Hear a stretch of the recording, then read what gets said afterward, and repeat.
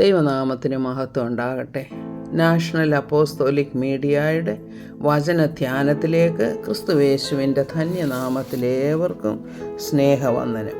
ഇന്നത്തെ നമ്മുടെ അല്പസമയത്തെ ചിന്തയ്ക്കായിട്ട് പരിശുദ്ധാത്മാവിനെ എങ്ങനെയാണ് നമുക്ക് ലഭിക്കുന്നത് എന്നുള്ള വിഷയം പഴയ നിയമത്തിലും പുതിയ നിയമത്തിലും ഏതുവിധം വ്യത്യാസപ്പെട്ടിരിക്കുന്നു എന്ന് മനസ്സിലാക്കാൻ വേണ്ടിയിട്ടുള്ളതാണ്.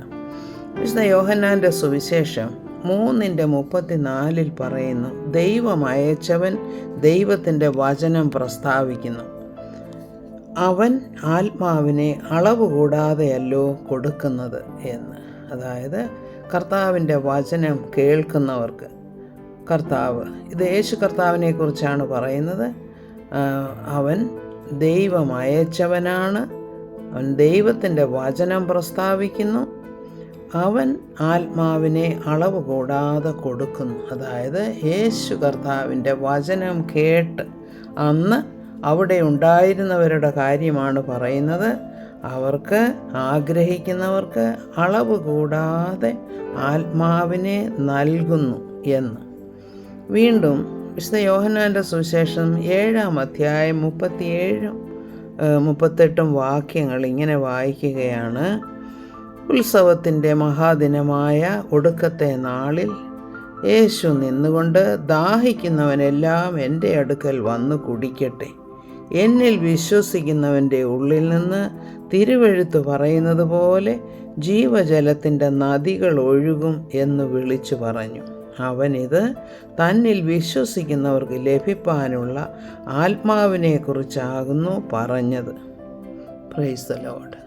നമുക്ക് ഇതിനകത്തുനിന്ന് പ്രത്യേകമായിട്ട് മനസ്സിലാക്കാനുള്ളത്, കർത്താവ് എല്ലാവരോടും ആ ഉത്സവത്തിൻ്റെ ദിവസം പുറത്ത് നിന്നുകൊണ്ട് സംസാരിക്കുകയാണ്. ദാഹിക്കുന്നവരെല്ലാം എൻ്റെ അടുക്കൽ വന്ന് കുടിക്കട്ടെ. എന്ത് ദാഹമാണ്? ആത്മീയമായിട്ടുള്ള ദാഹം. അതായത് നന്മ ദൈവത്തിൽ നിന്നും പ്രാപിക്കണമെന്ന് ആഗ്രഹിക്കുന്നവരൊക്കെയും എൻ്റെ അടുക്കൽ വന്ന് എൻ്റെ വചനം കേൾക്കട്ടെ എന്നാണ് കർത്താവ് പറയുന്നത്. എന്നിട്ട് ആ വചനത്തിൽ വിശ്വസിക്കുകയാണെങ്കിൽ അവൻ്റെ ഉള്ളിൽ നിന്നും തിരുവെഴുത്ത് പറയുന്നത് പോലെ ജീവജലത്തിൻ്റെ നദികൾ ഒഴുകും എന്ന് വിളിച്ചു പറയുകയാണ്. ഇത് തിരുവെഴുത്ത് പറയുന്നത് പോലെയാണ്. അതായത് ആഗ്രഹിക്കുന്നവന് എല്ലാം പരിശുദ്ധാത്മാവിനെ ലഭിക്കുമെന്നുള്ള കാര്യം തിരുവെഴുത്തുകളിൽ എഴുതിയിരിക്കുന്നു എന്നുള്ളതാണ് കർത്താവ് പറയുന്നത്. ഇത് കർത്താവ് തന്നിൽ വിശ്വസിക്കുന്നവർക്ക് ലഭിപ്പാനുള്ള ആത്മാവിനെക്കുറിച്ചാകുന്നു പറഞ്ഞത് എന്നും അവിടെ എഴുതിയിരിക്കുന്നു. എന്നാൽ നമുക്ക് പഴയ നിയമം പരിശോധിക്കുകയാണെങ്കിൽ മോശയുടെ സമയത്ത് മോശയ്ക്ക് കൊടുത്തിരുന്ന ജോലികളെല്ലാം ഒന്നിച്ച് ചെയ്യാനായിട്ട് അല്ലെങ്കിൽ ഒറ്റയ്ക്ക് ചെയ്യാനായിട്ട് മോശയ്ക്ക് വളരെയധികം പ്രയാസമുണ്ടായപ്പോൾ മോശ ദൈവത്തോട് പരാതി പറയുകയും കർത്താവ് മോശയോട് പറയുകയാണ്, നിനക്ക് ബോധിച്ച ഒരു 70 പേരെ നീ ഒന്നിച്ചു കൂട്ട്. അവർ മേൽവിചാരകന്മാരും നീ പേഴ്സണലി അറിയുന്നവരുമായിരിക്കണം അവർ. അതായത് നല്ല വ്യക്തികളായിരിക്കണം. നല്ലതെന്ന് വെച്ചാൽ സ്വഭാവത്തിലും ഒക്കെ പല ഗുണങ്ങളുമുള്ളവരായിരിക്കണം അവർ. അവരെ നിന്നോട് കൂടെ നിൽക്കേണ്ടതിന് നീ എൻ്റെ അടുത്ത് കൂട്ടിക്കൊണ്ടുവരിക. അവിടെ ഞാൻ ഇറങ്ങി വന്ന് നിന്നോട് അരുളി ചെയ്യും. ഞാൻ നിൻ്റെ മേലുള്ള ആത്മാവിൽ കുറേ എടുത്ത് അവരുടെ മേൽ പകരും.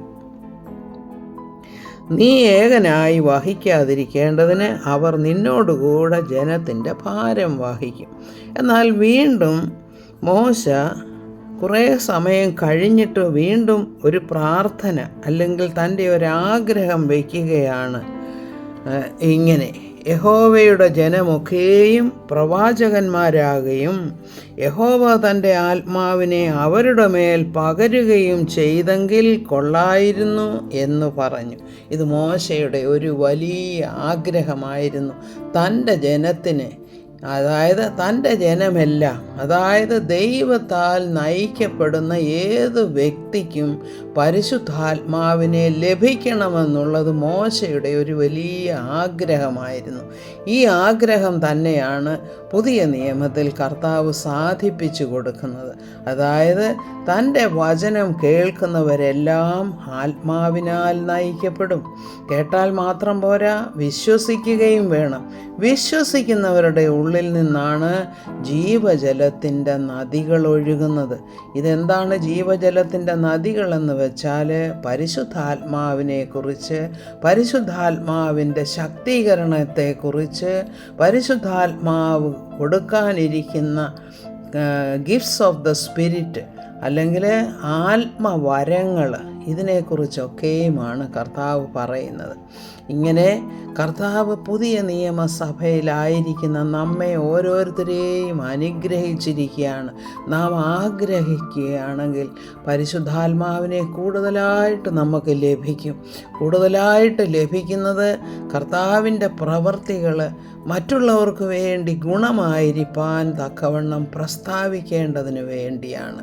അപ്പോൾ ഇങ്ങനെയുള്ള പരിശുദ്ധാത്മാവുള്ളവർ മറ്റുള്ളവർക്കും അനുഗ്രഹമായി തീരുന്നുവെന്നാണ് നാം മനസ്സിലാക്കേണ്ടത്. അങ്ങനെ പരിശുദ്ധാത്മാവിനെ കൂടുതലായി പ്രാപിപ്പാൻ തക്കവണ്ണം കർത്താവ് ഇന്ന് അവസരമൊരുക്കിയിരിക്കുകയാണ്. വിശ്വസിക്കുക, ഏറ്റെടുക്കുക.